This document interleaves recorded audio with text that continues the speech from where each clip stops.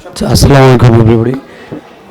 আজকে একদিনের ওয়ার্কশপ করে মনে হলো যে আসলে যে কোনো স্টুডেন্টই চেষ্টা করলে পারবে, হ্যাঁ, এখান থেকে ফ্লুয়েন্ট স্পিকার হতে পারবে, এই বিশ্বাস নিয়ে আমি থ্যাংক ইউ।